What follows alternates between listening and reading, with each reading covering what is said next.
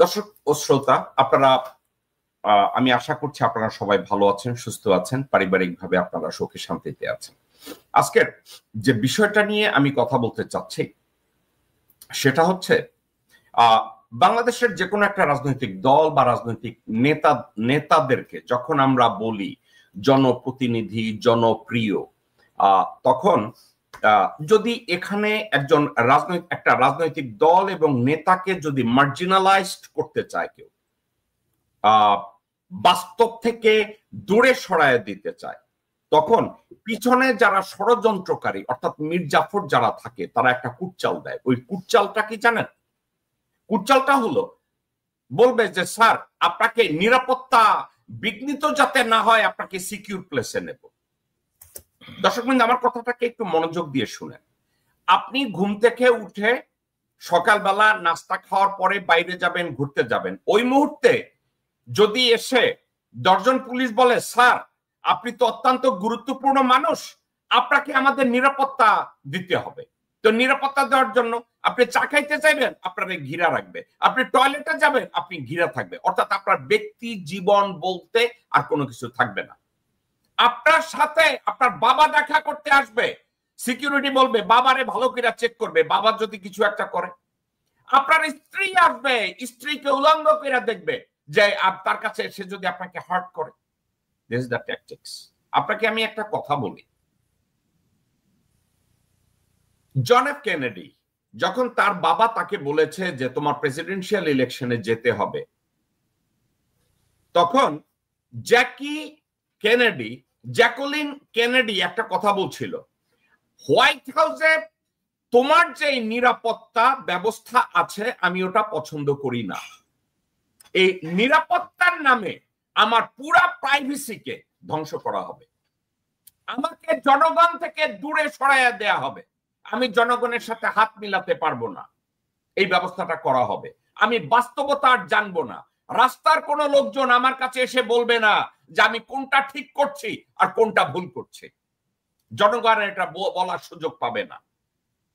আপনাদেরকে আমি ঠান্ডা মাথায় বলি, আকাশচুম্বী জনপ্রিয়তা নিয়ে মুজিব শেখ ক্ষমতায় বসেছিল, কোন নির্বাচিত হয় না, আমি ওইদিকে না যাই, অত্যন্ত জনপ্রিয়তা নিয়ে মুজিব শেখ ক্ষমতায় বসেছিল। ভারতীয় তল্পি বাহকরা, বেঈমানরা, মীর জাফররা কি বললেন, নেতা আপনি এত বড় নেতা, আপনি প্রেসিডেন্ট, আপনি প্রধানমন্ত্রী, আপনার একটা সিকিউরিটি আছে না, আপনার নিরাপত্তা আছে না। এটা কইরা কি করছে আপনারা জানেন দর্শক বৃন্দ? মুজিব শেখকে বাস্তবতা থেকে দূরে সরাইয়া দেওয়া হয়েছে। মুজিব শেখের ধারে কাছেও আর লোকজনদেরকে যেতে দেওয়া হলো না। মুজিব শেখের কাছে যারা জড়ায় ধইরা মুজিব শেখকে কোলাকুলি করতে যাইতো, গালে চুমা দিতে যাইতো, তাদেরকে বলা হইল না, তার সিকিউরিটি। মুজিব শেখ এমন ভাবে জনবিচ্ছিন্ন হলেন, তার আত্মীয় স্বজনরা কে কোথায়, ডানে বায়ে আছে, জীবিত আছে না মরে গেছে, এই খবর নেওয়ার সময় মুজিবের ছিল না, তার ধারে কাছে কাউকে ঘেঁষতে দেয়া হতো না। এবার তার পরবর্তীতে জেনারেশনের দিকে তাকান। বাংলাদেশের সৌভাগ্য দর্শকবৃন্দ, আমি ঐতিহাসিকভাবে আপনাদেরকে যদি আমি ব্যাখ্যা করতে চাই, জিয়াউর রহমান যখন সরকার প্রধান হলেন, উনি আর্মি ইউনিফর্ম পরে, কেন আপনারা মনে হয় কাদা মেখে লোকজনের পাশে বসে চা খেতেন, আড্ডা মারতেন, জিজ্ঞাসা করতেন, যদিও ধমকে সুরে বলতেন, কিন্তু কাছে যেতেন। উনি দেখেছেন, উনি জেনেছেন একজন মানুষকে, একজন সরকার প্রধানকে কি করে জনবিচ্ছিন্ন করা হয়, উনি দেখেছেন। উনি কাছে যেতে চাইলেন, আর্মি এসে বলল স্যার আপনাকে সিকিউরিটি দিতে হবে। জিয়াউর রহমান সাহেব বলেছিলেন হেল উইথ দ্য সিকিউরিটি। উনি কাছে যেতে চাইলেন। আলটিমেটলি র এবং বিএনপির বেঈমানরা যখন টের পেল যে জিয়াকে জনবিচ্ছিন্ন করা যাবে না, তখন তারা জিয়াউর রহমানকে কেটে ফেলে দিল। জনগণ জিয়াউর রহমানকে মারে নাই, দেশের জনগণ কখনো রাষ্ট্রপ্রধানকে মারে না। কারা মারে? যারা পিছনে বসে ভারতের হয়ে ষড়যন্ত্র করে। আজকে এ কথাটা কেন বলছি জানেন? ডক্টর মোহাম্মদ ইউনূস কে? বাংলাদেশে সফল একজন নাগরিক, শিক্ষিত একজন ব্যক্তি, লক্ষ কোটি মানুষদেরকে গ্রামীণ ব্যাংকের নামে লোন দিয়েছে, হেল্প করেছে। এই লোকের সিকিউরিটি লাগবে কেন? এই লোককে যমুনা নামক এক হাজতের ভিতরে নিয়ে ঢুকানো হয়েছে। নিরাপত্তার নামে কি করেছে? তাকে কমপ্লিটলি আইসোলেটেড করে দেওয়া হয়েছে, দরজায় বসিয়ে রেখেছে হারামজাদি এক রাক্ষসীকে, যাতে ওনার ধারে কাছে কেউ যেতে না পারে। এবং সিকিউরিটির নামে আমেরিকা এসছে।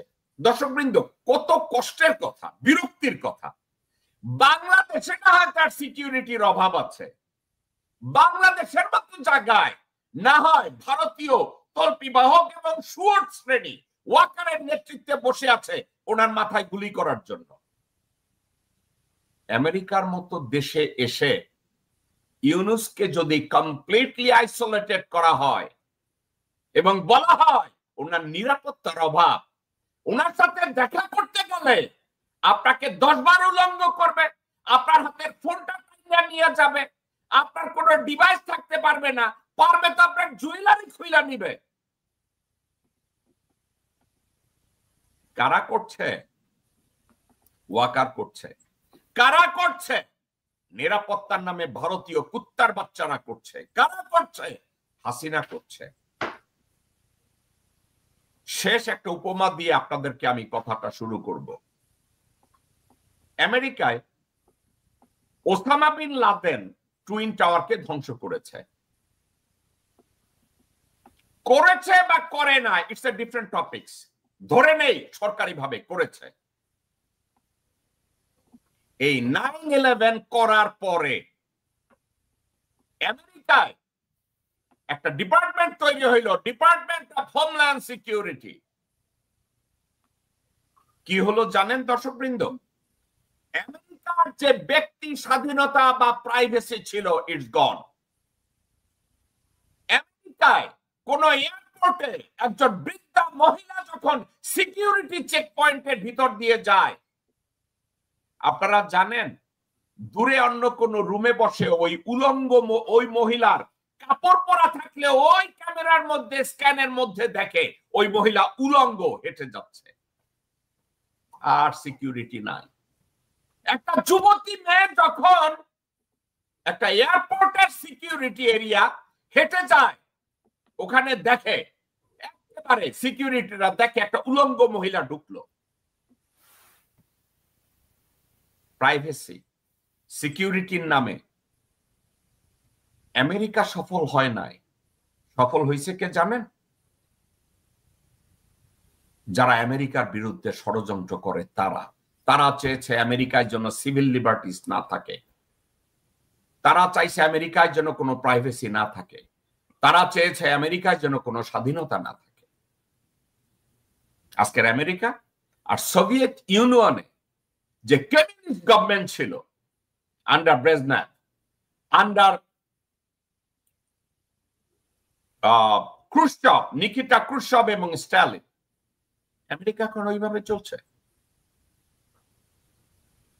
ঠিক ডক্টর মোহাম্মদ ইউনূসকে আইসোলেটেড করার জন্য, জনবিচ্ছিন্ন করার জন্য ভারতীয় হাসিনার ষড়যন্ত্র ওয়াকারের মাধ্যমে সফল হয়েছে। আমেরিকা সফরকে ডিম আখতার হোসেনের পিঠে মারে নাই, ডক্টর মোহাম্মদ ইউনূসের মুখে মেরে তারা প্রমাণ করে দিয়েছে যে ভারত ওয়াকার যে ফাঁদ পেতে ছিল, ইউনূস, এনসিপি এবং জামাত ওখানে পা দিয়েছে। দর্শকবৃন্দ, এটা নিয়ে আজকের কথা বলবো। আসুন আমরা আলোচনা। ডক্টর মুজিবুর রহমান মজুমদার, আজকের আপনাকে স্বাগত জানাচ্ছি আলোচনায় অংশ নেওয়ার জন্য। আমাদের সাথে ডক্টর মাসুদ রহমান এবং নিরুনিরা একটু পরে যোগ দিবেন। আপনাকে এই মুহূর্তে স্বাগত জানাচ্ছি। আসসালামু আলাইকুম। আসসালামু আলাইকুম জনাব জাকারুল্লাহ সাহেব, আমাকে আজকে এই প্রোগ্রামে আমন্ত্রণ জানাবার জন্য। আসসালামু আলাইকুম আপনার দর্শক শ্রোতা, এখন যারা দেখছেন, আগামী যারা দেখবেন, তাদের সবাইকে আমার অভিনন্দন, শুভেচ্ছা এবং সালাম। আপনি এতক্ষণ আমার কথাটা শুনেছেন যে কোনো মানুষকে যদি আইসোলেটেড করতে হয়, তার প্রথম পদক্ষেপ হলো তাকে সিকিউরিটির নামে তার চারিদিক আটকায় দেওয়া। আমি আপনার কাছে জানতে চাইব, মুজিবের সিকিউরিটির নামে মুজিব শেখকে পুরোপুরি জনবিচ্ছিন্ন করা হয়েছিল। জিয়া সাহেবকে চেয়েছিল এটা করতে, জিয়া সাহেব সেটাকে ওভাররুল করেছে। কারণ দেশের জিয়া সাহেব একটা কথা বলেছিল, জনগণ আমাকে মারবে না, জিয়া সাহেব বলেছেন। আজকে doctor Mohammad Yunus completely isolated, মুজিবের চেয়েও আইসোলেটেড। বিষয়টাকে আপনি কিভাবে দেখেন? আমি দুভাবে দেখি জিনিসটাকে। এক হলো, যে ব্যক্তি জনপ্রিয় এবং যে ব্যক্তির ওই সাহস আছে এবং বুঝে যে সে রাষ্ট্রের বা জনগণের কোনো ক্ষতি করে না এবং জনগণ তার কোনো ক্ষতি করবে না, তার মধ্যে এই জিনিসটা কাজ করে না যে আমার বিশেষ সিকিউরিটি লাগবে। কারণ তার সেই আত্মবিশ্বাস আছে, সে যাই করে তার এই পজিশনে থেকে জনগণের জন্যই করে, তার নিজের জন্য করে না। ওই ব্যক্তি ভয় পায় জনগণকে, যে যে জনগণের বিরুদ্ধে কাজ করে, বুঝে যে সে জনগণের ক্ষতি করতেছে, সেই তখন হাজার ধরনের সিকিউরিটি নেবে। যেমন ধরেন হাসিনা, শেখ হাসিনাকে কিন্তু কখনোই আপনি দেখেননি যে সে জনগণের কাছাকাছি আসতে পেরেছে। যেমন ধরেন যখন শেখ হাসিনা গাড়ি দিয়ে যেত, রাস্তার কয়েক রাস্তা পর্যন্ত খালি রাখতে হতো, এবং যারা রাস্তার পাশে থাকতো তাদেরকে অপোজিট দিকে তাকিয়ে, মানে আপনার রাস্তার দিকেও তাকাতে পারবেন না, শেখ হাসিনার গাড়ির দিকেও তাকিয়ে থাকতে পারবেন না, অপোজিট দিকে তাকিয়ে থাকতে হবে। আশেপাশে বিল্ডিং এ তার সিকিউরিটি থাকতো। কেন? কারণ সে জানে যে সে কতটা খারাপ, এবং জনগণ যে তা না, তার যে একমাত্র নিরাপত্তা তার সিকিউরিটি, সেটা সে খুব ভালোভাবে জানতো। তো সেই কারণে আপনি যদি হাসিনাকে সাথে যদি শেখ মুজিব, জিয়া রহমান বা ইউনূস সাহেবের কথা তুলনা করেন, এটা খুবই পরিষ্কার। হাসিনা সিকিউরিটি দরকার, যেহেতু সে জনগণের বিরুদ্ধে কাজ করতো এবং সে জনগণকে ভয় পাইত। কিন্তু শেখ মুজিবুর রহমান, জিয়া রহমান, বিশেষ করে আমি জিয়া রহমানের কথাই বলবো, জিয়া রহমান গ্রামে রাস্তায় কাজ করেছে, মানুষের সাথে, সাধারণ লোকের সাথে দেখা করেছে, তাদের উঠোনে যে উপস্থিত হয়েছে কোনো সিকিউরিটি ছাড়াই। কারণ উনি জানেন যে উনি রাত দিন যা করতেছেন দেশের জন্য করতেছেন, জনগণের জন্য করতেছেন। জনগণ ওনাকে মারবেন না, এটা ওনার আত্মবিশ্বাস ছিল, এবং সত্যিকারের তাই। যারা ওনাকে মেরেছে উনি ওইটা জানতেন যে যদি ওনাকে কেউ মারে সেটা ভারতীয় এজেন্টরাই মারবে তাকে, এবং তাই হয়েছে, ভারতীয় এজেন্টরাই মারছে। হাসিনা কিন্তু সেই ভয় ছিল না, ভারতীয় এজেন্টরা তাকে আপনার নিরাপত্তা দিয়ে রাখছিল। হাসিনা, এবং হাসিনা শুধু হাসিনা কেন, দেখেন হাসিনার বোন সরকারি কিছুই না, কিন্তু হাসিনার বোনের নিরাপত্তা, হাসিনার মেয়ে ছেলে, হাসিনার বোনের ছেলে মেয়ে, সবার নিরাপত্তা দরকার। কেন? কারণ জনগণ তারা নিজেরা জানতো যে তারা যা করতেছে তা জনগণের বিরোধী। আমি কিছু ঘটনা আপনাকে বলি, তাহলে হয়তো আপনার আরো ক্লিয়ার হবে। বাংলাদেশে হাসিনার বোন এবং ওদের যে তিন, আসলে এরা প্রতিদিনই কোথায় কি করবে, কাকে মারবে, কাকে কি করবে, এগুলো গোপন বৈঠক করতো। আমি এমন জানি যে হাসিনার হাজবেন্ডের বাসায় রাতেবেলা, প্রায় রাতে গোপন বৈঠক হতো, এবং সেখানে তারা গোপন বৈঠকে ডিসিশন নিত কাকে মারবে, কোথায় ব্যাংক লুট করবে, কাকে দিয়ে কত টাকা আনবে, এগুলো প্রতিদিন তারা ইয়ে হতো। সুতরাং এরা প্রত্যেকেই দায়ী এই ব্যাপারে দায়ী, এবং ভিতরে ওরা জানতো, ওদের আত্মার ভিতরে জানতো যে ওরা ক্রিমিনাল। এই জন্য ওদের ভয় ছিল, ওরা কোনো জায়গায় নিরাপত্তা ছাড়া যেতে পারতো না। সাথে সাথে যারা ছিল, যেমন হাসিনার দেবর সিদ্দিক, কি সিদ্দিক, সে তারেক সিদ্দিক, এবং যারাই এদের মধ্যে যারা এগুলো ক্রিমিনাল কাজ করতো এবং দেশের জনগণের বিরুদ্ধে ছিল, তারা প্রত্যেকে সিকিউরিটি ছাড়া কোথায় যেত না, তারা জনগণের কাছে ছিল না, কারণ তারা নিজেরাই ভয় পেত জনগণকে। এবং হাসিনা যেভাবে কাজগুলো করতো, হাসিনার মেইন এই ছিল এই কয়জন সবচেয়ে উপরে যারা ডিসিশন মেকারের ইয়েতে ছিল, তার পরবর্তীতে ছিল হাসিনার ঘনিষ্ঠ আত্মীয় স্বজন, এবং তারপরে তার আদার লেসপেন্সের বাহিনী এবং অন্যান্য যারা ইয়ে ছিল, এরা সবাই মিলে বাংলাদেশকে এই ক্রাইম গুলো করা এটা একটা মাফিয়া ছিল, হ্যাঁ, এবং এই ক্রাইম গুলো করতো, এবং এই পুরো আপনি যদি গোষ্ঠীকে দেখেন এরা প্রত্যেকেই নিরাপত্তাহীনতায় ভুগত। আপনারা জানেন, আমি ঘটনা জানি, যেমন ধরেন হাসিনার ছেলে জয় যখন বাংলাদেশে যেত, সে যেখানে ঘুমাবার কথা রাতে ওখানে ঘুমাতো না, সে এক জায়গায় দেখাতো, অন্য জায়গায় টানেল দিয়ে বের হয়ে আরেক জায়গায় যে ঘুমাতো। এদের এই ধরনের অবস্থা ছিল, মানসিকভাবে তারা এতটাই ভীত ছিল। সুতরাং এই ধরনের লোক যারা ক্রাইম করে, যারা ক্রাইমের সাথে জড়িত, যারা জনগণের বিরুদ্ধে কাজ করে, তাদের সারাক্ষণই সিকিউরিটি লাগে। অন দ্য আদার হ্যান্ড, আপনি যেটা বললেন, যখন ইউনূস সাহেবের কথা আসলেন, ইউনূস সাহেব তো এখন পর্যন্ত আমরা দেখি নাই যে জনগণের বিরুদ্ধে কোনো ক্রাইম করতে। হ্যাঁ, ওনাকে হয়তো অনেক কিছু করতে দেওয়া হচ্ছে না, বা উনি অনেক কিছু করতে পারতেছেন না, কিন্তু উনি এমন কোনো স্টেপ নেননি যেটাতে সাধারণ জনগণকে ওনার স্বার্থে, ওনার ক্ষমতাকে টিকিয়ে রাখার জন্য উনি খুন খারাপি করছেন, বা উনি কাউকে অত্যাচারিত করছেন, বা উনি কোনো ব্যাংকের টাকা লুট করছেন, বা অন্যায়ভাবে কোনো জায়গায় থেকে ঘুষ নিচ্ছেন। যেহেতু ওনার ওই আত্মবিশ্বাস আছে যে উনি এমন কিছু করেন নাই, তো উনি জনগণের কাছে যেতে ওনার কোনো সিকিউরিটি লাগার কথা না। এবং আপনার কি ডক্টর মুজিব, আপনার কি মনে হয় ঢাকায় ডক্টর মোহাম্মদ ইউনূস আগে কাউরান বাজারে যেতেন, হেঁটে যেতেন, কোর্ট আদালতে উনি একা উকিল নিয়ে, একজন অ্যাসিস্ট্যান্ট নিয়ে ঘুরে বেড়াতেন, কেউ ওনাকে, কত লোকজন ওনাকে অটোগ্রাফ নেওয়ার জন্য, সেলফি নেওয়ার জন্য ওনার পাশে গিয়ে দাঁড়াতো? এটা এখন কি জানেন, যেহেতু যে কয়েকটা ঈদে যখন উনি বাইরে গেছেন, জনগণের কাছে গেছেন, মানুষ শয়ে শয়ে মানুষ বলছে যে ইউনূস সাহেব, আমরা 5 বছর আপনাকে চাই। এগুলো এই রাজনীতিবিদ এবং ভারতীয় যারা রয়্যাল এজেন্ট, যারা ওনার পাশে জিনিসগুলো কন্ট্রোল করে, কাজ করে, তারা চায় না উনি মানুষের কাছে যাক, আর জনগণের এই একটা জোয়ার আসুক জনগণের মধ্যে, যে না আপনি যেতে পারবেন। বিঙ্গো, আমি ঠিক ওই কথাটাই বলছি, ডক্টর মুজিব, আমি ঠিক ওই কথাটাই বলছি। ওইটাই ওরা ভয় পায়। এখানে ইউনূস সাহেবের ভয় নাই, ভয় হলো রয়ের এজেন্টদের, রয় হলো ভারতীয় এজেন্টদের। কারণ ওরা চাচ্ছে দেশে বিদেশে ইয়ে করতে, যে ইউনূস সাহেব মানে বিপদের মধ্যে আছেন, ইউনূস সাহেব থাকলে আমাদের দেশের জন্য ভালো না, নানা কিছু ভাবে প্রকাশ করতে চান। ইউনূস সাহেবের প্রতি যে জনসমর্থন আছে, এটা যতই দেখা যাবে অতই ওনাদের জন্য ডিফিকাল্ট হবে ইউনূস সাহেবকে প্রেশার দিয়ে কোনো কিছু করানো। এই জিনিসটা যাতে না হয়, কারণ ওরা একবার যখন ইউনূস বাইরে গেছেন, জনগণের সমর্থন দেখে ফেলছেন উনি। তো এইটা থেকে ওনাকে ভয় দেখিয়ে রাখা হচ্ছে যে না, আপনার নিরাপত্তা এটা আমাদের আইনের ব্যাপার, আমাদের দায়িত্ব আপনাকে নিরাপত্তা দেওয়া, সুতরাং আপনি এটা করতে পারবেন না, নানা রকম তাল বাহানা করা হচ্ছে আর কি। কথা বুঝছেন? ডক্টর মুজিব, আমি আপনাকে একটা কথা বলি, বাংলাদেশের মতো জায়গায় ওনাকে নিরাপত্তা দিবে, বাংলাদেশের মতো জায়গায় ওনাকে যমুনার ভিতরে নিয়ে ঢুকাই আটকায় রাখবে, ঘরের দরজায় একটা বেডিরে বসাইয়া। আমাকে একটা কথা বলেন তো, আমেরিকায় একজন সরকার প্রধান, একজন ডিগনিটারিজ এখানে এয়ারপোর্টে পাড়া দেওয়ার সাথে সাথে তাকে সিক্রেট সার্ভিস দেওয়া হয়, তাকে প্রোটোকল দেওয়া হয়, এখানে ঢোকার সাথে সাথে ইউনাইটেড নেশনস এর সিকিউরিটি থাকে, আমেরিকান স্টেট ডিপার্টমেন্টের সিকিউরিটি থাকে, এখানে সিকিউরিটি দেওয়া আছে ওনার জন্য। আমেরিকার মতো জায়গায় ডক্টর মোহাম্মদ ইউনূসকে সিকিউরিটি দেওয়ার নামে এসএসএফ, এই কুত্তার বাচ্চারা, এই বেশ্যার বাচ্চারা ডক্টর ইউনূসকে এমন ভাবে আইসোলেটেড করলো, গতকালকের অনুষ্ঠানে কয়েকজন ডাক্তার, কয়েকজন পেশাজীবী ওখানে তার ব্যবস্থা দেখা তারা ব্যাক করে চলে আসছে।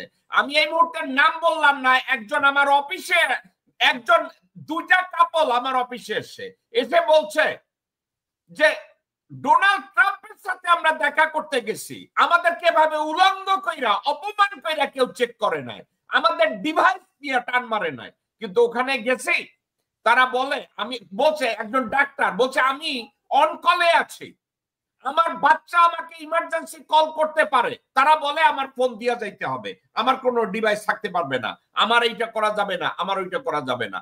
আমার কাছে এসে বলে, একবারে ঠান্ডা মাথায় বলছে, ওই স্টুপিড ইউনূস আর তার হ্যান্ডলার, এই বালছলগো আমার দেখার দরকার নাই, আমি চলে আসছি।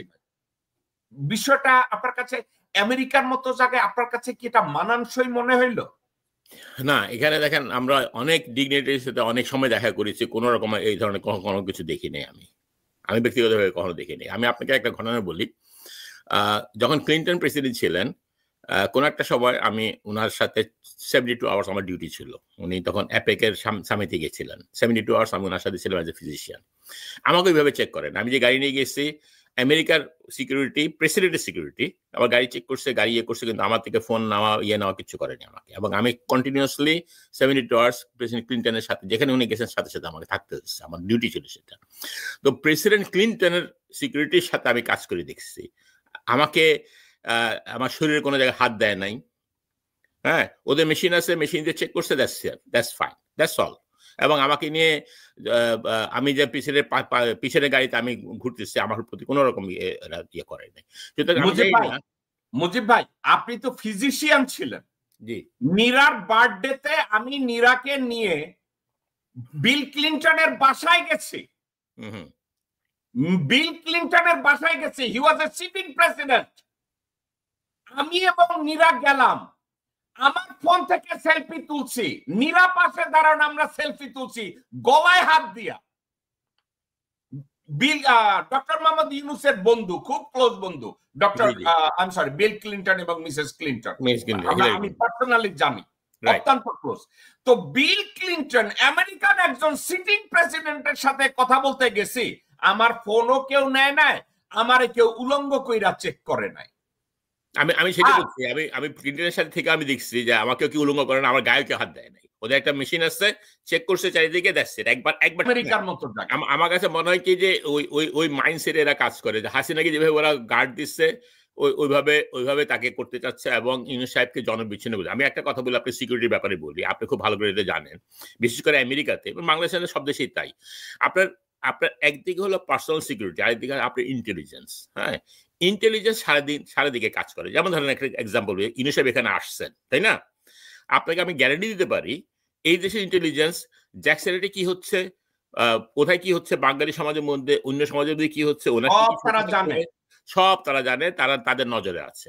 তারা খুবই ক্লিয়ারলি জানতে পারবে যদি ইউনূস সাহেবের যদি কোনো রকম একটা সিকিউরিটি ব্রিচ হওয়ার সম্ভাবনা থাকে, এই ইন্টেলিজেন্স রিপোর্ট তাদের কাছে চলে যাবে, এবং সেটা গেলেই সাথে সাথে তাদের যে সিকিউরিটি লোক আছে তাদেরকে জানিয়ে দিবে যে এই ধরনের একটা জিনিস হতে পারে, এবং তারা এটা যদি না হয় ওই ইন্টেলিজেন্সের লোক আগে থেকে এই জিনিসগুলো টেক কেয়ার করবে। সুতরাং ব্যক্তিগতভাবে একটা লোককে ওই কর্ডন করে কয়েক লেয়ারের সিকিউরিটি দিয়ে আপনার এইভাবে এই দেশের সিকিউরিটি হয় না। কারণ দেখেন, ইন্টেলিজেন্স উইল মেক শিওর যে ওনার উপরে এই ধরনের কোনো কনস্পিরেসি হচ্ছে না, কোনো আঘাত আসার কোনো চান্স নাই। That is there job. কথা বুঝছেন? এবং সেইভাবে এখানে কাজ হয়। নলে ওই ইন্টেলিজেন্সের কোনো দরকারই থাকতো না, শুধু কয়েক লেভেলের সিকিউরিটি নিয়ে মানুষ হাঁটতো এই দেশে। হ্যাঁ, মানুষ হাঁটে না কেন? কারণ হলো এটা একটা নেটের মধ্যে কাজ করে, এখানে একটা জাল বিছানো আছে। এই জালের মধ্যে আপনি আর আমি তাইলে we are on the same page. Doctor Mohammad ইউনূসের আমেরিকায়, বাংলাদেশে কি আছে বাংলাদেশের কথা আমি আর আপনি না গেলাম, কিন্তু আমেরিকার মতো জায়গায় ডক্টর মোহাম্মদ ইউনূস ব্রডওয়েতে শপিং করতে পারবে না, ব্রডওয়েতে একটা অপেরা শো দেখতে পারবে না, কোন জায়গায় মেসিতে অথবা ব্লুমিংটনসে যেতে পারবে না, এমন কোনো কিছু আমেরিকায় নাই। কিন্তু তারা ইন্টেলিজেন্স সব জানে, ইন্টেলিজেন্স নেটওয়ার্কের মধ্যে এটা একটা জালের মতো। They have every point তারা কভার করে রাখে। মুজিব ভাই, তাইলে আমেরিকার মতো জায়গায় এটা করেছে একটা কারণে।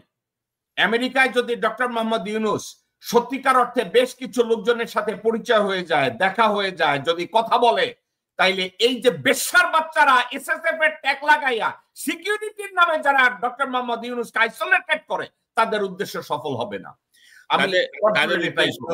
তাদের উদ্দেশ্য হলো ওনাকে আইসোলেট করে যাতে করে উনি জনগণের কাছে না যেতে পারে। আর দ্বিতীয় উদ্দেশ্য হলো ইউনূস সাহেবের কাছে যে দেখেন আমরা থাকাতে আপনি কিছু হয় নাই, নাহলে আপনাকে মেরে শেষ করে দিত। এর এমন একটা ভাব দেখাবে, দেখেন না আওয়ামী লীগের ছিল যে গুন্ডা পান্ডারে কিভাবে করতেছে, আমরা আপনাকে ইয়ে করছি, আমরা আপনার আপন লোক। এগুলো যে বদমাইশ, এই যে আগের লোক, আমার ছোট ভাই ডক্টর মুজিব, আমি আপনার কাছে ব্যাক করছি। নীরা আপনাকে স্বাগত জানাচ্ছি আজকে শোতে। আসসালামু আলাইকুম, হোপফুলি আপনি ভালো আছেন।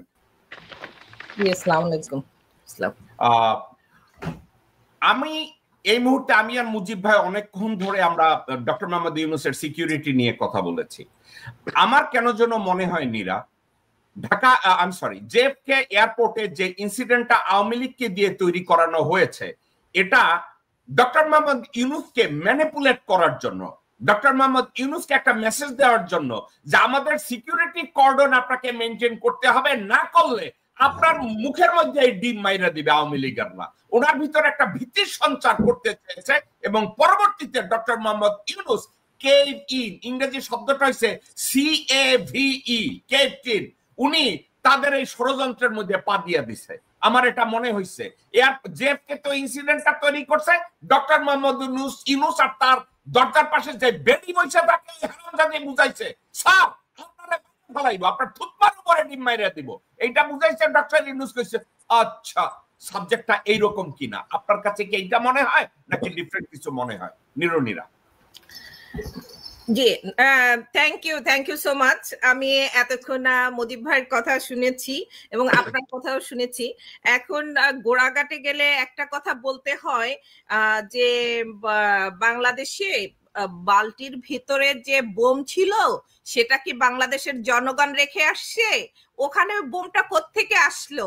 আয়না ঘরের ভিতরে যে বোম ছিল, বোম সেটআপ যে ছিল, ওখানে থেকে যে তারা বেরিয়ে গেছে এবং বলছে যে ওখানে ডেঞ্জার, ওখানে ঢোকা যাবে না, এবং পরবর্তীতে সেগুলো আউট করা হয়েছে। তো ওই জিনিসগুলো কি বাংলাদেশের জনগণ রেখেছে নাকি সেনা প্রধান নিজে ওখানে সেটআপটা রেখেছিল?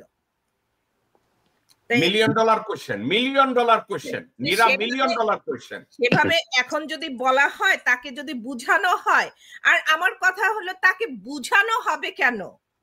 তার যে বয়স এবং তার যে মানে এক্সপিরিয়েন্স যেটা আছে, সেটা তো আমি বলবো যে আমাদের যে 18 কোটি মানুষ আছে বাংলাদেশে, আমি বলবো সবার যে ঊর্ধ্বে সে সবকিছু জানে, বুঝে, দেখে, কিন্তু এরপরও তার যে ব্যক্তিগত যে একটা তো সেটা থাকবে না কেন? আমরা তো ওই পার্সপেক্টিভে তাকে আমরা পিক করেছি। আমরা তো সাধারণ জনগণের মতো তো ওইভাবে কাউকে ওখানে আনা হয়নি যে তাকে লেখা শিখাতে হবে, পড়া শিখাতে হবে, প্রতিটা ক্ষেত্রে তাকে ইনফর্ম করতে হবে যে না এইটা না এইটা, আপনি এইটা করেন। কিন্তু এর বাইরেও তো তার একটা বিষয় আছে যেটা অনেকের চেয়ে ঊর্ধ্বে সে। তাই এত কিছুর পরে যেটা বুঝানো হচ্ছে, আর আমরা যে শুধু ব্লেম দিয়েই যাব কাউকে সেটা না, কিন্তু এই মেসেজগুলো তার কাছে পৌঁছাচ্ছে না কেন?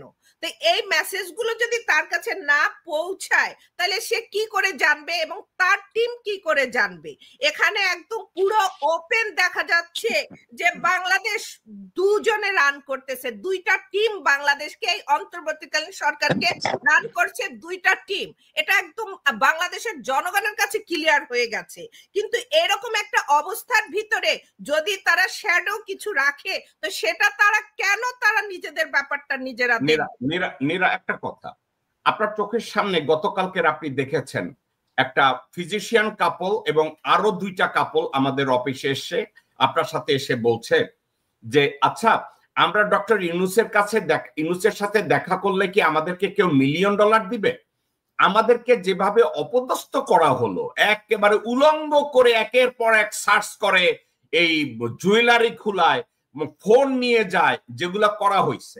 এখন আমাকে একটা কথা বলেন, বাংলাদেশে ডক্টর মোহাম্মদ ইউনূস সিকিউর না, তাকে জয় বাংলা কইরা দিবে, কিন্তু আয়না ঘরে আপনি একটা মূল্যবান কথা বলেছেন, আয়না ঘরে বালতির মধ্যে যে বোমা রেখেছে এটা তো জনগণ রাখে না, এটা তো রাখছে ওয়াকার এবং ওয়াকারের অপারেটিভরা। কিন্তু আমেরিকার মতো জায়গায় ডক্টর মুজিব একটা কথা বলেছে, ডক্টর মোহাম্মদ ইউনূস আমেরিকায় আসবে, ডক্টর মোহাম্মদ ইউনূস বাইরে শপিং করবে, লোকজনের সাথে হ্যান্ডশেক করবে, জ্যাকসনাইটসে এসে ঘোরাফেরা করবে। আপনি কি মনে করেন ডক্টর মোহাম্মদ ইউনূসকে এই স্বাধীনতা দেওয়া হয়েছে যে ডক্টর মোহাম্মদ ইউনূস জ্যাকসনাইটসে এসে, জামাইকা গিয়ে, অ্যাস্টোরিয়া গিয়ে বাংলাদেশের লোকজনদের হ্যান্ডশেক করবে? আপনি চিন্তা করেন কত বড় দুর্ভাগ্য ডক্টর মোহাম্মদ ইউনূসকে কারাবন্দী বানানো হয়েছে। ডক্টর মোহাম্মদ ইউনূসের অবস্থা কি জানেন? লুৎফুজ্জামান বাবর হাজতে বসে শুনছে তার মা মারা গেছে, এখন এই হাজত থেকে তাকে বেরি পড়াইয়া লয়ে গেছে এনিমেলের মতো তার মায়ের জানাজা পড়াইতে। ডক্টর মোহাম্মদ ইউনূস এখন কি করতেছে জানেন? সিরিয়াখানার জন্তু বানাইছে, সিরিয়াখানার জন্তু বানাইয়া সিকিউরিটির নামে তারে নিয়ে এক এক জায়গায় যাওয়া শুরু করছে। আমি যে কথাটা বলছি এর বাইরে কি কিছু আপনার মনে হয়? না, তাকে তো ঠিক মানে এইভাবেই তো তাকে মানে রাখা হয়েছে এবং রাখছে। তাকে জনবিচ্ছিন্ন করার একটাই কারণ হলো যে বাইরে কি হচ্ছে এ বিষয়টা তার পর্যন্ত পৌঁছাবে না, এবং না পৌঁছানোর কারণটা কি এবং এটার বেনিফিশিয়ারি কে, এটা তো মানে একদম ক্লিয়ার। এখন যদি আমাদের দেশের পলিটিশিয়ানরা এটা বুঝে না বোঝার ভান করে, দেখে না দেখার ভান করে, শুনে না শোনার ভান করে, আপনি তাদেরকে কি করে সজাগ করবেন বলেন? ওকে, মীরা খুব ভালো বলেছেন। ডক্টর মাসুদ রহমান, খন্দকার মাসুদ রহমান, আপনাকে স্বাগত জানাচ্ছি ভাই। আমি ঘুম ভাঙিয়েছি আপনাকে, আমি জানি হয়তো অনেক রাতে ঘুমিয়েছেন আপনি। আসসালামু আলাইকুম ভাই। ওয়ালাইকুম আসসালাম ওয়া রাহমাতুল্লাহ। খুবই ভালো লাগছে আবার জয়েন করতে পেরে ইন টাইম। মুজিব ভাই সাথে দেখা হয় আপনার শোতে এসে, এমন এত ব্যস্ত হয়ে গেছি আমরা। মুজিব ভাই আমার one of the closest doctors in New York, আর আমিও প্রবাবলি ভাইস ভার্সা। তার সাথে আমার দেখা হয় আপনার শোতে এসে, এটা দুঃখজনক। আমাদের বাট থ্যাংক গড মাসুদ ভাই, মুজিব ভাই চারপাশে সিকিউরিটি নাই। মুজিব ভাই চারপাশে কোনো মাসুদ ভাই, মুজিব ভাই 30 তারিখের পরে দেখা হবে, 30 তারিখের পরে। মুজিব ভাই আমাদের সাথে তবু দেখা হয়, আপনার চারপাশে সিকিউরিটি নাই। এই সিকিউরিটি কর্ডন আমাদের ভেদ করতে হয় না। মানুষকে আপনাদের যেই প্রসঙ্গে বলতেছেন, আমি জানি কোশ্চেন থাকবে এবং আমি আলাপ করবো, সময় থাকলে আমি একটা এক্সাম্পল দিই আপনাদেরকে। মানুষকে যখন একজন কর্তা ব্যক্তিকে, যার কথায় অনেক কিছু হতে পারে, তাকে যখন তার আশেপাশের লোকেরা উদ্দেশ্য প্রণোদিত ভাবে মনে করে যে আমরা আটকে দেব, কোনো কিছু জানতে দিব না, সেটা কিন্তু আজকের প্র্যাকটিস না।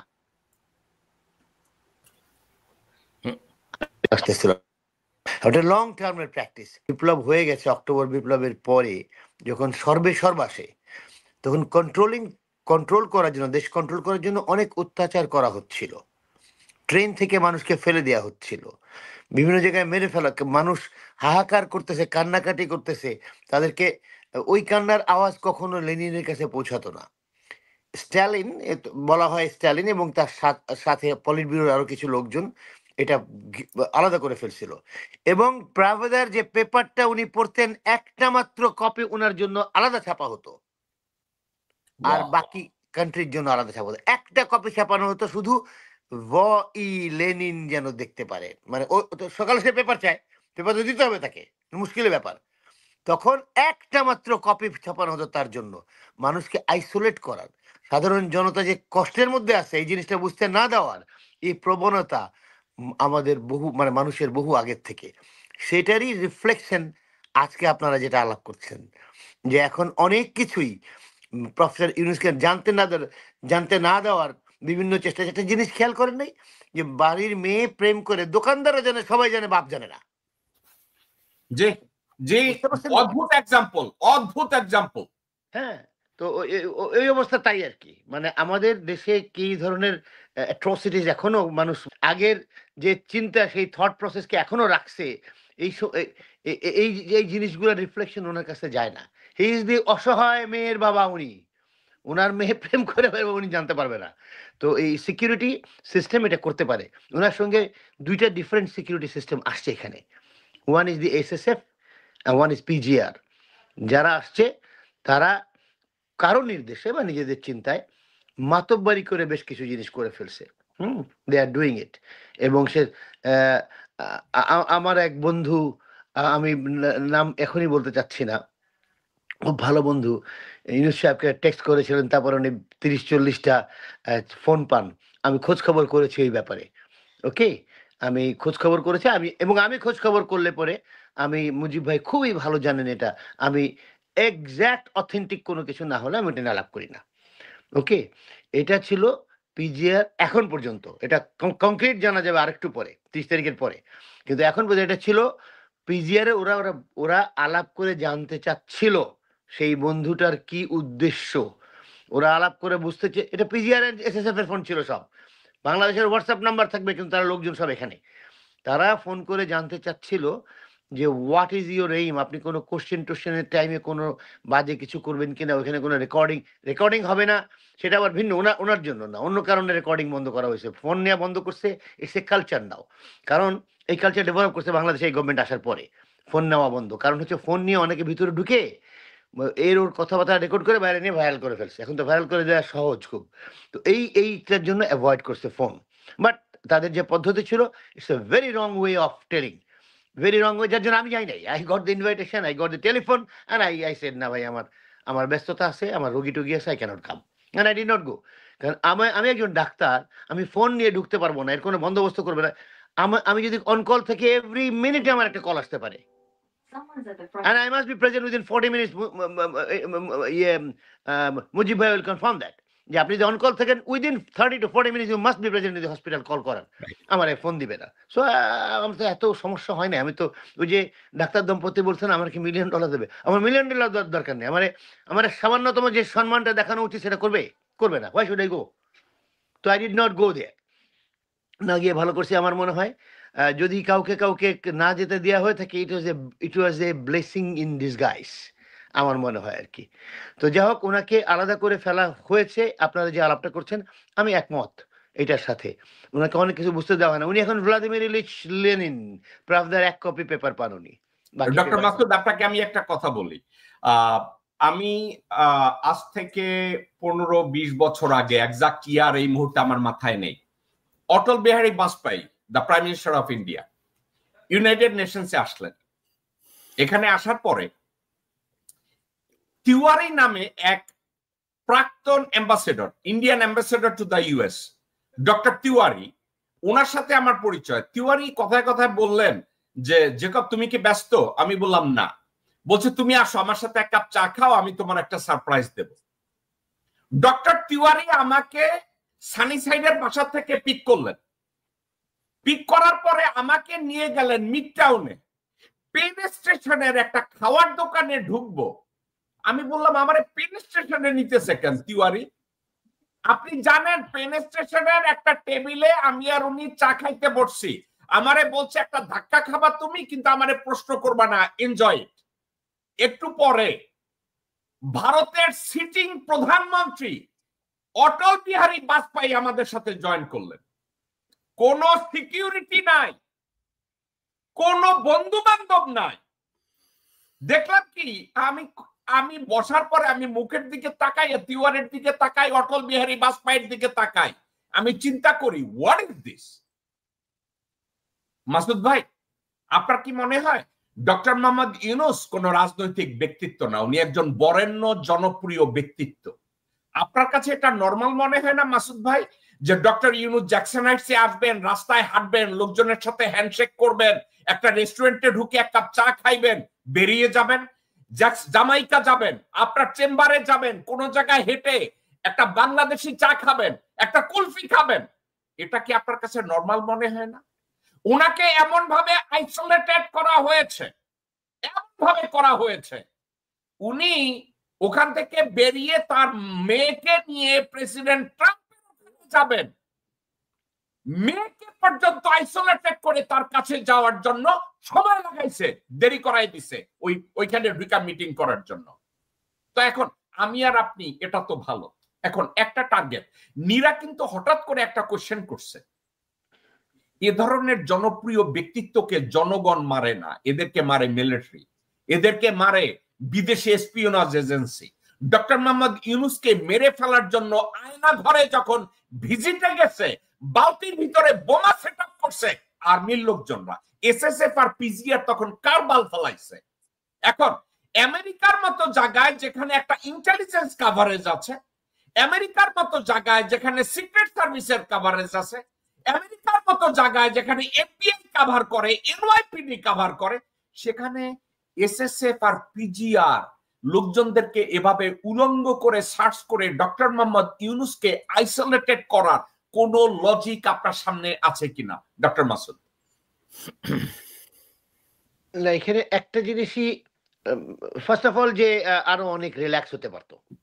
আমরা মইনু আহমেদকেও দেখছি যখন সে ইয়েতে ছিল, তারও তো প্রচুর এগেনস্টে লোকজন ছিল, সেও তো জ্যাকসন হাইট আসছিল, সে এখানে ওখানে এই দোকানে সেই দোকানে কথাবার্তা বলে গেছিল একটু গার্ড টার্ড নিয়ে। তো এটা উনি করতে পারতেন, উনি তো আমেরিকাতেই থাকতেন একটা সময়। ওনার তো মনে হতে পারে যে ওনার দেশবাসীর তো বেশিরভাগই ওনার প্রিয় বা উনিও তাদের প্রিয়, তাদের সঙ্গে হাই হ্যালো করা খুব একটা ডিফিকাল্ট না। তবে একটা জিনিস সত্যি যে আমার আমি যত দেখতেছি ততই বেশি কনভিন্সড হচ্ছে যে আওয়ামী লীগ একটা সন্ত্রাসী টাইপের দল আর কি, আই এম মোর কনভিন্সড। এবং তারা যে কোনো রকম অত্যাচার অন্যায় এগুলো করলে পরে দে ফাইন্ড ইট ক্রেডিট, এই রিমোটস হয় না তাদের কোনো, এটা একটা ক্রেডিটের মতন। ডিমটা মারার পরে দেখছেন মিজানের কথাবার্তা, ওই উনারে মারছি ডিম, মানে he is telling it to everybody. আবার যে ডিম মারাটা একটা এত হাই লেভেলের পিএইচডি টাইপের ডিগ্রি আর কি, সে সবাই বলে বেড়াচ্ছে যে আমি ডিম মারছি, ভাবখানা কেবল ডিপ্লোমা পাইল পিএইচডির, এরকম একটা অবস্থা।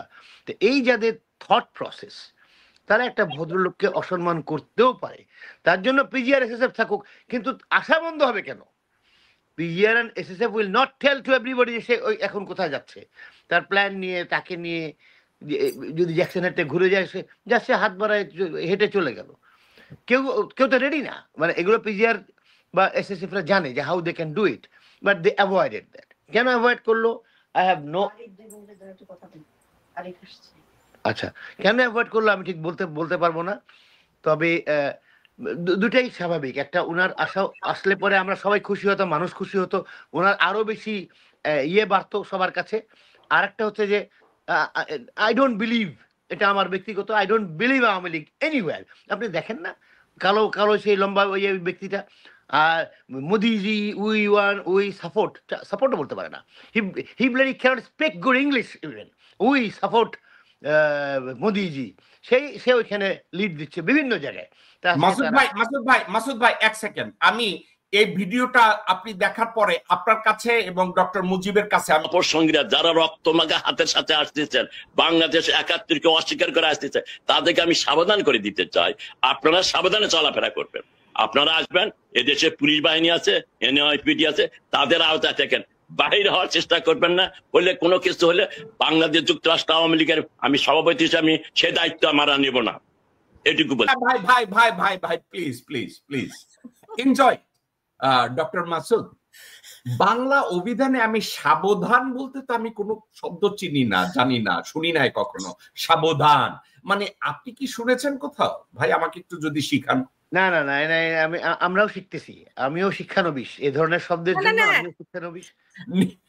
সে যে সংস্কৃতিতেই বলুক না কেন, সে কি মেসেজটা দিল? ওকে নীরা, আমি আপনার কাছে আসতেছি।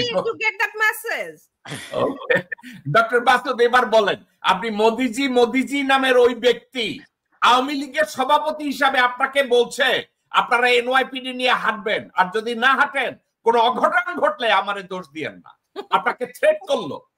এখানে আমরা যারা আছি আমাদেরকে থ্রেট করলো ডক্টর মাসুদ। এবার বলেন আপনি কি বলতে চাচ্ছিলেন? না মানে সে ক্লিয়ারলি বলছে in television, and I was there, সে বলতেছে যে I am not a Bangladeshi, I am not a Bangladeshi citizen, I am US citizen, আমাকে কোনো আমার নামে কেস করতে পারবে না বা এটা করতে পারবে না বা আমার। তা আমি বললাম যে আপনি এটা নোট ডাউন করেন please, you are not a Bangladeshi? বললো no, you deny that you are a Bangladeshi? বললো ইয়া। আমি বললাম okay please note it down, he should not be involved in any Bangladeshi affair from now onward. If he is, we'll say you are not a Bangladeshi. But he is involved. তো এদের বিচার ব্যবস্থা এরকম, এদের চিন্তা ভাবনা এরকমই, NYPD নিয়ে ঘুরবেন। ক্যান ইউ ইমাজিন হিজ অধ্যত্ত? চিন্তা করতে পারেন? মানে এই সমস্ত লোক হচ্ছে ওদের লিডার। সো ইউ আন্ডারস্ট্যান্ড যে ওরা you cannot have faith in them. ওরা যারা ডিম মেনে নিজেকে পিএইচডি ডিগ্রি সমান একটা ইয়ে পেয়ে গেছে বলে মনে করে, তাদেরকে চিন্তা করেন। মানে ওই ধরনের অ্যাক্টকে তারা একটা ইয়ে করে, মানে উপরে উঠিয়ে রাখে যে কত ভালো একটা অ্যাক্ট করলাম। ওদের বোঝারও বুদ্ধি নাই that he is bringing himself down to the ground, একেবারে মাটির সাথে নিজেকে মিশিয়ে যাচ্ছে, এটাও বোঝে না। তো দে ক্যান ডু ইট, সামনে গাড়ির সামনে শুয়ে পড়ে, এক নতুন খেলা। এগুলোর জন্য উনি ইচ্ছা করলেই বেরোতে পারেন না, এক। আর দুই নম্বর, বেরোতে যদি চিন্তা করতেন বের হবো, হি কুড, ওনার ওই গার্ড ছিল, এ ছিল, সব ছেড়ে বেরোতে পারতেন। তো দুইটাই ঠিক। তবে আমার এন্ডিং হচ্ছে যে আই ডু নট বিলিভ দি দি আওয়ামী লীগের। বিশ্বাস করি না, আগে করি না, এখনো করি না।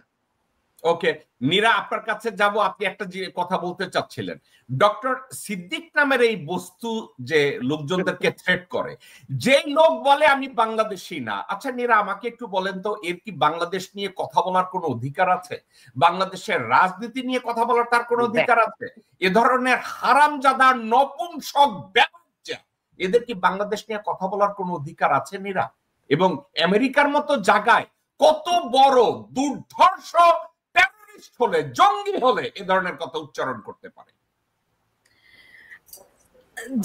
জেকব ভাই, আপনি যেটা বলছেন বাংলাদেশ নিয়ে কথা বলার কোনো অধিকার তো পরের কথা, যোগ্যতা আছে কিনা, কনস্ট্রাকটিভ ওয়েতে সে তার কাছ থেকে কোনো কথা শুনবেন না। এই সন্ত্রাসী ছাড়া এর কাছে কোনো কথা শুনবেন না। একে মারতে হবে, ধরতে হবে, এইটা করছে ওইটা করছে, এর বাইরে আপনি কোনো কথাই এদের কাছ থেকে শুনতে পাবেন না। কোথায় মারতে হবে, কোথায় সন্ত্রাসী করতে হবে, এগুলোই তাদের কাছে শোনা যায় এবং তারা এগুলো করেই বাহবা নিচ্ছে এবং এই কাজগুলোই তারা করে আসছে। এবং সামনেও তাদের ভিতরে যে অ্যাগ্রেসিভ একটা ভাব, এটা এদের চেহারা দেখলে আপনি যদি তাদের ফেস রিড করেন, আপনি একদম ক্লিয়ার হয়ে যাবেন যে তারা কি করতে চাচ্ছে। ওকে, আমি নীরা, আমি আপনার কাছে ব্যাক করব। ডক্টর মুজিব, আপনার কাছে একটা কথা আমি জানতে চাইব, সেটা হচ্ছে এই ডক্টর সিদ্দিক উনি যখন এ ধরনের কথা বলছে, ডক্টর সিদ্দিক জাতিসংঘ মিশনে একটা লোক আছে সালাউদ্দিন নোমান চৌধুরী, ডক্টর সিদ্দিক ফোনে এর সাথে কথা বলছে ডক্টর মোহাম্মদ ইউনূস আসার আগে, এবং এই লোক, এই ডক্টর সিদ্দিক শোয়েব আব্দুল্লাহ নামের আরেক লোকের সাথে কন্টিনিউয়াসলি বসে চা খাইছে ম্যানহাটনে, মিডটাউন ম্যানহাটনে। এবং শোয়েব আব্দুল্লাহ হইছে ওই লোক মির্জা ফখরুলের যে এয়ারপোর্টে ট্রেনে বের করতে যাইয়া আওয়ামী লীগের ভিড়ের মধ্যে ঠেলে দিছে। তাহলে ডক্টর সিদ্দিকের মতো লোকরা এয়ারপোর্টে গিয়ে যে ফাঁদ পেতেছে, ওই ফাঁদের রেফারেন্সে ডক্টর মোহাম্মদ ইউনূসকে আইসোলেটেড করা হয়েছে। উনি যে এখানে কোথাকার কি ইনভেস্টমেন্ট সেমিনার করছে, এনআরবি সেমিনার করছে, কি করছে না করছে, হোয়াটএভার, এই টোটাল এপিসোডটা ছিল এই। এখন মাসুদ ভাই একটা কথা বলছে যে আওয়ামী লীগের লোকজনরা আসলে সন্ত্রাসী টাইপ হয়, এরা গুন্ডা টাইপ হয়, এরা খুনাখুনি করে। এখন এত কিছুর পরেও কি আপনার মনে হয় ডক্টর মোহাম্মদ ইউনূসের এই সিকিউরিটি লেয়ার আমেরিকার মতো জায়গায় দরকার ছিল, নাকি ডক্টর মোহাম্মদ ইউনূসকে আইসোলেট করার জন্য, জনবিচ্ছিন্ন করার জন্য, মার্জিনালাইজড করার জন্য এই ব্যবস্থাটা করা হয়েছে? আমি এই সাবজেক্টটা কনক্লুড করবো আপনার কথার পরে। প্রথমে আমি আপনাকে একটা কথা বলি, দু পায়ে হাঁটলে যে মানুষ হয় তা ঠিক না। There is two kind of people, ঠিক আছে? এক হলো মানুষ, আমি আপনি, আরেক হলো আওয়ামী লীগ। কথা বুঝছেন? এখানে ডিফারেন্স। আপনি মানুষ হিসাবে তাদেরকে বললে আমার জন্য একটু ডিফিকাল্ট হয়ে যায় অ্যাড্রেস করা। আপনি বলবেন আওয়ামী লীগ, তাহলে আমি বুঝতে পারবো যে কাদের কথা বলতেছেন আপনি। তারা তাদেরকে আপনি বিবেকবান মানুষ জাতি আপনি ধরতে পারেন না। আমি দুঃখিত কথাটা বলার জন্য সবার সামনে, but that is a fact. এই যে লোকগুলোকে দেখতেছেন, তারা সেটা কি ডক্টরেট এগ্রিকালচার কিসে একটা ডক্টরেট করছে উনি বাংলা বলতে পারেন না ঠিক করে, ইংলিশও বলতে পারেন না ঠিক করে। দ্বিতীয়ত হলো উনি হাসিনার গত 15 বছরের যে সন্ত্রাসী করছেন, যেগুলোকে দিবালোকের মতো সে মিথ্যা বলে এগুলো নিয়ে, তার মানে একটা নিজেকে ক্লেম করেছে শিক্ষিত। শিক্ষার আসলে এটা কি? আপনার বিবেক তৈরি করা। আপনার কয়টা ডিগ্রি আছে এটা বড় কথা না। আপনার 10টা ডিগ্রি থাকে, আপনি যদি অমানুষ হন তাহলে ওই ডিগ্রির কোনো ভ্যালু নাই। তো আজকে যারা আওয়ামী লীগ করে, সিদ্দিকুর রহমানের মতো ওর সাথে যতগুলি লোক দাঁড়িয়ে থাকে, তাদের কাছে হাসিনা সমস্ত অপকর্ম, তারা দিবালোকের মতো আমার সাথে কয়েকবার টক শো, আমার সাথে আসে না সে আর। আমার সাথে 2 দিন টক শো করে সে বুঝছে সে আর আমার সাথে কোনোদিন টক শো করতে আসে না। হ্যাঁ, ইনভাইট করার কয়েকবারই আমার সাথে আসার কথা ছিল, সে আসে নাই। কারণ তারা সত্য কথা বলতে পারে না। আর এই সিদ্দিকুর রহমান এবং এখানকার যারা আওয়ামী লীগের লোক ছিল এখানে গত 15 বছরে, তারা দেশে লুটতরাজ করছে, তারা এখান থেকে ব্যাংকের মালিক হয়েছে, তারা এখান থেকে রেন্টাল মালিক হয়েছে, নানা কিছুর মালিক হয়েছে তারা। এবং তারা প্রচুর টাকা এই দেশে মানি লন্ডারিং করে নিয়ে আসছে, এবং আওয়ামী লীগের বহু আপনার যে মিনিস্টার আছে এরা এদের থ্রুতে এই দেশে বহু টাকা পাঠিয়েছে। এখনো তাদেরকে এই অপকর্মগুলো করার জন্য এখানে তাদেরকে টাকা দেওয়া হচ্ছে। আমার কাছে এগুলোর ইনফরমেশন আছে, তাদেরকে মোটা অঙ্কে টাকা দেওয়া হচ্ছে এইসব এইখানে করা এইসব এই গন্ডগোল করার জন্য। কিছুদিন আগে আপনি জানেন কনসুলেটের একটা করায় 6 জন 7 জনকে অলরেডি অ্যারেস্ট করা হয়েছে, এই ডিম মিজানকে অ্যারেস্ট করা হয়েছে, এবং এগুলো করতেছে তারা প্রত্যেকে মোটা অঙ্কে টাকা পাচ্ছে। কথা বলছেন তো? সুতরাং এই ধরনের লোককে আমি আপনি বলে এদেরকে উচ্চ লেভেলে মানুষের লেভেলে আনা আমাদের উচিত হবে না। এরা আসলে মানুষ না। কথা বুঝছেন? আর দ্বিতীয়ত হলো উনি যে কথাটা বলছেন যে আমি এই দায়িত্ব নেবেন, আপনাদের দায়িত্ব কথা না, কিন্তু আপনি এটা থ্রেট করছেন যে আপনার কিছু হতে পারে, কারণ আপনি গুন্ডা বাহিনীর সর্দার, এখানে আপনার গুন্ডা বাহিনী আছে অমানুষ কতগুলো, তাদেরকে দিয়ে আপনি এগুলো করবেন এবং করার চেষ্টা করছেন, এটা আমরা সবাই জানি। সুতরাং আর তার সাথে সাথে সেই দেখলাম ওই হার্পিক কি নাম, হার্পিক মজুমদার, আরেক বেয়াদব অশিক্ষিত, সে নিজেকে বিরাট কিছু মনে করে কিন্তু সে অমানুষ। তো এদের কথাতে আমি করবো। আমি একটা কথা বলি আপনাকে, আপনার প্রথম যে জিনিসটা নিয়ে ইস্যু আমার একটু পরে মনে আসলে জিনিসটা, আমি ভাগ্যকর্মে যে হোক আমি একসময় ব্রুনাইতে ছিলাম। ব্রুনাইয়ের রাজা সুলতান হাসান আল বলকিয়া সুলতান এতটাই পপুলার ছিলেন, উনি কিন্তু সিকিউরিটি নিয়ে চলতেন না। হসপিটালে আমি যেখানে কাজ করতাম, আমার এখানে আসছেন উনি উইদাউট সিকিউরিটি। আমার সাথে কথা হচ্ছে, যে মসজিদে উনি নামাজ পড়তেন, আমি মসজিদে নামাজ পড়তাম, পাশাপাশি দাঁড়িয়ে নামাজ পড়ছে অনেকবার জুম্মাতে, উনি নিজে এসে পড়তেন সিকিউরিটি ছাড়া, চলাফেরা করতেন সিকিউরিটি ছাড়া, এবং আমরা যেতাম দেখা করতাম সিকিউরিটি ছাড়া। তো একটা লোকের সিকিউরিটি কখন লাগে, যেটা আমি একটু আগে বলতেছিলাম, তারই সিকিউরিটি বেশি লাগে যে নিজে জানে যে সে নিজে ক্রিমিনাল, সে মানুষের ক্ষতি করে, তখন সে মানুষকে ভয় পাবে। যে জনগণের কিছু ক্ষতি করে না, যে জনগণের করে ভাগ্য পরিবর্তনের জন্য কাজ করে, তার কিন্তু সিকিউরিটি দরকার নেই। জিয়া রহমানের সিকিউরিটি কোনোদিন দরকার ছিল না, ওনাকে জনগণের কাছে দূরে সরাবার।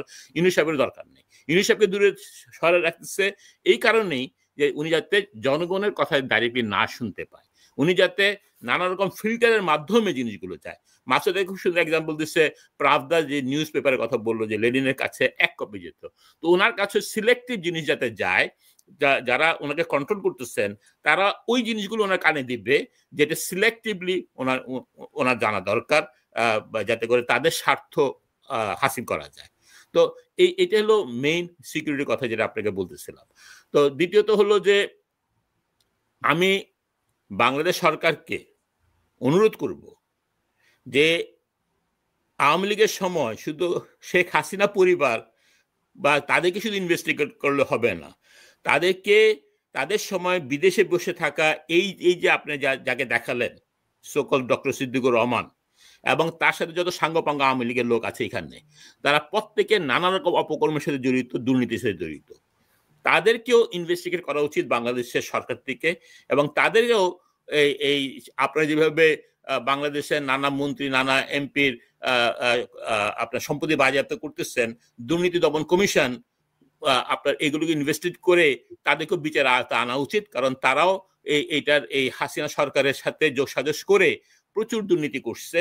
এবং এখানে মানে আপনিও জানেন আমিও জানি সেই কি করতো এখানে, এবং হঠাৎ এখন কি হয়েছে আপনিও জানেন আমিও জানি, এবং আমরা এই দেশে থাকি অনেক বছর ধরে, আমরা জানি এরা কে কি করছে। সেটা আমার মনে হয় সরকারের উচিত হবে এদের লিস্ট করে, এদের দুর্নীতি করে ইনভেস্টিগেট করে এদের প্রত্যেককেই আপনার আইনের আওতা আনা উচিত। কারণ সে দেখেন, এই যে মাসুদ ইকরার কথা বললো যে সে অস্বীকার করছে সে বাংলাদেশের নাগরিক না, কেন অস্বীকার করছে জানেন তো? অস্বীকার করার উদ্দেশ্য হলো যে সে মনে করে যে তাকে বাংলাদেশের সরকার ধরতে পারবে, সে যে দুর্নীতি করছে সে যদি বলে যে আমি আমেরিকান সিটিজেন, তাহলে আমাকে আর বাংলাদেশ সরকার আমাকে ধরতে পারবে না যদি আমি আমেরিকান সিটিজেন। কিন্তু বাংলাদেশে তুমি দুর্নীতি করো, তুমি আমেরিকান সিটিজেন হও, যে দেশের সিটিজেন হও, বাংলাদেশের রাইট আছে তোমাকে ইনভেস্টিগেট করা এবং তোমাকে রাষ্ট্রীয়ভাবে প্রসিকিউট করা। ডক্টর মুজিব, আমি একটা জায়গায় তাইলে এখন কি ডক্টর ইউনূসের বিরুদ্ধে একটা ফাঁদ ভারত, হাসিনা এবং ওয়াকার এরা সবাই একটা ফাঁদ তৈরি করছে নিউ ইয়র্কে আসা নিয়ে। তাদের প্রথম টার্গেটটা ছিল এয়ারপোর্টে ডক্টর মাহমুদের ইউনূসকে বেইজ্জতি করবে, ওনাকে করবে অথবা ওনার দলের লোককে করবে। এবং আমার কেন যেন মনে হয় মির্জা ফখরুল নিজে ইচ্ছা করে, মির্জা ফখরুলকে কিন্তু জামাতের লোকজনরা ডক্টর তাহেরের সাথে বের করার চেষ্টা করেছে, কিন্তু সে তাদের সাথে যায় না। ওই সোয়েব আব্দুল্লাহর সাথে সে বাইরে গেছে। আমার মনে হয় ডক্টর মোহাম্মদ ইউনূসকে ভয় পাওয়ানোর জন্য, ডক্টর মোহাম্মদ ইউনূস যাতে জ্যাকসন হাইটসে হাঁটতে না পারে, কোন জায়গায় বাইরে যাইতে না পারে, তাকে আতঙ্কে রাখার জন্য জেএফকে তে এটা তৈরি করা হয়েছে। তো এটা তৈরি করার ডক্টর মোহাম্মদ ইউনূসকে সে ঢুকা গেছে যে হ্যাঁ ঠিক আছে, ডিম মারার মধ্যে আমি আর পড়তে চাই না। আসলে এই সাবজেক্টটা কি আমরা এইভাবে কনক্লুড করতে পারি যে তারা সফল হয়েছে, সফল হয়েছে, ওয়াকার সফল হয়েছে, আওয়ামী লীগ সফল হয়েছে, হাসিনা সফল হয়েছে? আমি যতটুকু জানি এই ঘটনাটা নিয়ে, আমি নীরা মনে হয় 2-1টা মিটিংও অ্যাটেন্ড করছে বিএনপির এখানে যারা আছেন তাদের কয়েকটা মিটিং আমি দেখলাম, নীরাও ছিল এখানে। তো আমি যতটুকু জানি যে মির্জা ফখরুল এবং ওনারা মনে করছেন ওনারা যখন বাইরে আসবেন তাদেরকে রিসিভ করার জন্য নিউ ইয়র্কে যারা বিএনপি আছে পার্টি নানা স্তরে কর্মীরা নেতারা থাকবেন, এটা উনি চাইছিলেন, আশাও করছিলেন তাই হবে। কিন্তু খোকন নামে একজন, তাই যাকে অনেকে জুম খোকন নাম দিয়েছে, 3টা বাড়ির মালিক হয়ে গেছে। তো যাই হোক, তাকে তারেক সাহেব পাঠিয়েছিলেন এখানে একটা আয়োজন করার জন্য যে বিএনপি লিডার আসতেছে তাদেরকে যাতে প্রপারলি সম্বর্ধনা দেওয়া হয়। উনি এখানে এসে ওনার পকেটের কমিটির লোকজনকে নিয়ে উনি এয়ারপোর্ট থেকে চলে যান জ্যাকসন হাইটে, নানা জায়গাতে মাতবরি করতে চলে যান এখানে, এবং পার্টির সেক্রেটারি জেনারেল এবং তার সাথে যারা আসতেছেন তাদেরকে অরক্ষিত করে, তাদেরকে সম্পূর্ণভাবে রেসপেক্ট না দিয়ে, তার এইটা যেটা হয়েছে সেটা কারণ হলো এই সকল জুম খোকন এবং তার দলবল দিয়ে সে এটা করছে। এটা যদি আমি জানতে পারছি অন্যান্য নেতা কর্মীদের কাছ থেকে। তো সেটাই হলো একটা অপ্রত্যাশিত ঘটনা। আমি শেষ করে দিই আপনাকে। মির্জা ফখরুল সাহেব আছেন গ্র্যান্ড হায়াতে এবং ওনাকে এইভাবে বলা হচ্ছে যে এনওয়াইপিডির থেকে যে আপনাকে আমরা, যেহেতু উনি ভিআইপি হিসেবে ওনাকে এন্ট্রি দেন, ডিপ্লোমেটিক পাসপোর্ট উনি আসে নাই, ওনাকে ওইভাবে তারা দিতে পারবে না, প্রোটেকশন দিতে পারবে না, উনি যেহেতু হোটেলের বাইরে তেমন চলাফেরা না করেন, যার কারণে উনি মোটামুটি ভাবে হোটেলের মধ্যে থাকতেছেন, খুব একটা বাইরে যেতে পারেননি কয়টা দিন, এবং কর্মীদের সাথে কারোর সাথে তেমন দেখা করতে পারেননি। যাই 2-1টা কর্মীরা আসছে ওনার সাথে হোটেলের লবিতে দেখা করছে, এর বাইরে তেমন কিছু করতে পারেননি। তো এটার জন্য এটা দুঃখজনক। প্রথম কথা, এটা নিয়ে আপনার সাথে গত একটা মিটিং এটা আলাপ করেছি যে উচিত ছিল এই যারা আসতেছেন প্রত্যেকে ডিপ্লোমেটিক ভিসার ব্যবস্থা করা প্রথম দিকে, এবং এটার জন্য আমি বলবো যে তার ইউনূস সাহেবের সাথে যারা এগুলো অ্যারেঞ্জ করছে এটা তাদের গাফলতি, তাদের ইনএফিসিয়েন্সি এটা প্রকাশ করছে, যে তাদের উচিত ছিল এই জিনিসগুলো আগে থেকে টেক কেয়ার করা, ম্যানেজ করা, এবং সিকিউরিটি থেকে শুরু করে সবকিছুই প্রথম থেকে এগুলো ব্যাপারে সজাগ থাকা এবং ওইভাবে টেক কেয়ার করা উচিত ছিল। এটা তারা করতে ব্যর্থ হচ্ছে। এই ব্যর্থতার দায় আমি ইউনূস সাহেবের সাথে যে কর্মকর্তা যারা এটা ম্যানেজ করছে তাদের উপর বর্তাবে। দ্বিতীয়ত, এখানে বিএনপিকে যারা মিসলিড করছে, এই খোকন এবং তার চামচা বাহিনী, তাদের উপর বর্তায় যে তারা ইউনূস সাহেবকে সেরকম রেসপেক্ট দেননি। আপনি যে দেখেন, দুঃখজনক হলো সত্যি, জামাতের যে নেতা আসছিলেন তাকে তারা সেভাবে সম্মান দিচ্ছে, এবং নট অনলি দ্যাট, জামাতের লোকরা একটা খুব সুন্দর সুশৃঙ্খল একটা মিটিং করছে, যেটা নিউ ইয়র্কের ইয়েতে, আমি জানি না অন্য কেউ করেছে কিনা, তবে আমার চোখে পড়েনি যে বিএনপি একটা মিটিং করে মির্জা ফখরুল সাহেবকে এনে সেই রেসপেক্ট দিয়েছেন বলে আমি এখনো কোনো ইয়েতে সোশ্যাল মিডিয়াতে দেখিনি। তো আমি জামাতেটা দেখেছি এবং ইট ওয়াজ কোয়াইট ইমপ্রেসিভ। তো সেখানে সেই জন্য আমি অবশ্যই দায়ী করবো সেন্ট্রাল বিএমএকেও। গত 15 বছর বেশি হয়ে গেছে এখানে একটা কমিটি দেওয়া হয় নাই, যুক্তরাষ্ট্রের কোনো কমিটি নাই। এই বাণিজ্য করে যাদেরকে এই খোকন এবং খোকনের সাথে যারা আছে তারা বিএনপির জন্মের, যেমন আমি আপনাকে বলি 1988-এ বিএনপির আমি হলাম প্রতিষ্ঠাতা সভাপতি। এই বিএনপির এখানে গোড়াপত্তন আমি করছি, এবং এই খোকন কোনোদিন এসে আমার সাথে একবারের জন্য কথা বলেনি যে আসেন আমরা বসে এখানে বিএনপিকে তৈরি করি। সে শুধু তাদের সাথে কথা বলে যাদের কাছে সে কিছু পকেট হাতায় নিতে পারবে। সে জানে যে আমার কাছ থেকে পারবে না, এই জন্য আমার সাথে কোনোদিন যোগাযোগ করেনি, যদিও সে সকল আন্তর্জাতিক সম্পাদক। কিন্তু বিএনপির প্রতিষ্ঠাতা আমার হাতে এখানে, এবং আমি জানি কারা এখানকার নেতা, কারা এখানে কি ইনফ্লুয়েন্স আছে। তো সেই জায়গাতে এরা এসে পুরো বিএনপিকে ধ্বংস করে দিচ্ছে। এই ধ্বংসের কারণে আজকে এখানে কোনো কমিটি হয় নাই, যার কারণে বিএনপির মতো একটা এত বড় দলের আপনার সেক্রেটারি জেনারেল এখানে এসে অপমানিত হয়। অপমানের পিছনে হলো দুর্বলতা, হলো সাংগঠনিক দুর্বলতা। বিএনপি কখনোই গত 15 বছরে এখানে একটা কমিটি দিতে ব্যর্থ হয়েছে। সেই ব্যর্থতার প্রতিফলনই হলো এই আজকে যে আপনি যে ইস্যুটা আনছেন এইটা। এবং এই দায়িত্ব এখানকার বিএনপি লিডারদের, কর্মীদের আমি দিব না। এই দায়িত্ব হলো বিএনপি অ্যাজ এ হোল। তারা একটা কমিটি দিতে ব্যর্থ হয়। আমি জানি না বিএনপি দেশ চালাবার জন্য তৈরি হচ্ছে, কিন্তু 15 বছরে যুক্তরাষ্ট্রে একটা কমিটি দিতে পারেনি। তারা অনেকেই লন্ডন দিয়ে পাঠাইছে, এখানকার কর্মীদের টাকায় তারা টিকিট করে আসছে, এখানে কর্মীদের টাকায় তারা হোটেলে থাকছে, নানা রকম আশা দিচ্ছে, নানা বাসায় খাওয়া দাওয়া করছে, কিন্তু আলটিমেটলি পকেট ভর্তি করে নিয়ে গেছে, কিন্তু এন্ড রেজাল্ট হলো 0। এটা হলো বিএনপির সাংগঠনিক দুর্বলতা, যার কারণে আজকে তারা এইভাবে অপমানিত হইতে হয়েছে যুক্তরাষ্ট্রের মাটিতে।